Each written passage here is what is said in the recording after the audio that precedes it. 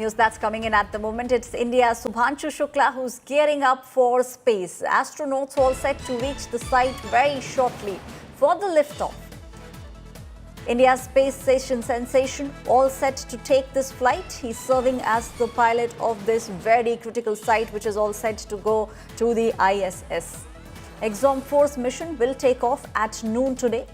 Astronauts on their way to the site. Visuals that you are seeing on your screens are of the preparations that took place. The preparations have been going on very rapidly, very systematically over the past few months. India's Subhanshu Shukla gearing up for space. Astronauts all set to reach the site very shortly for the liftoff. India's space sensation all set to take this flight. Axiom 4 mission will take off at noon today. That's the estimated time. My colleague Akshita Nandgopal is now joining me on the story. Akshita, excitement levels 10 on 10. We are all now very keenly looking at this liftoff, the space sensation, India's big space sensation, all set for the takeoff.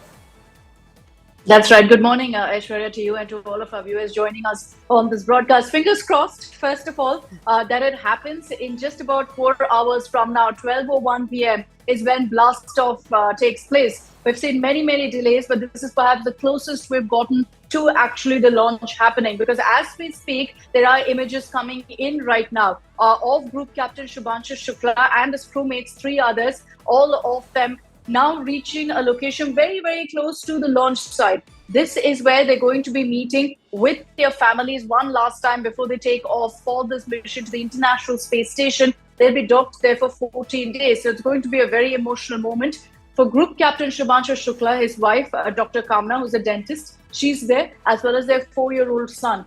They've been camping there for the last 1 month, considering it's been a long extended quarantine period that we have seen essentially for the astronauts because of all of the delays. Look, but I'm sure they're pumped right now. I'm sure they're supremely excited, a touch nervous as well. And they're going to get a chance to say goodbye to their family one last time before they head off on this mission. After that, of course, they'll meet their family only after 14 days, after they finish docking at the International Space Station, finish all of those crucial experiments as well. So what we're showing right now are images from the launch site. We're going to have our cameras all through keenly focused on that beautiful Dragon capsule and Falcon rocket, ready for blast off, with all necessary preps being done.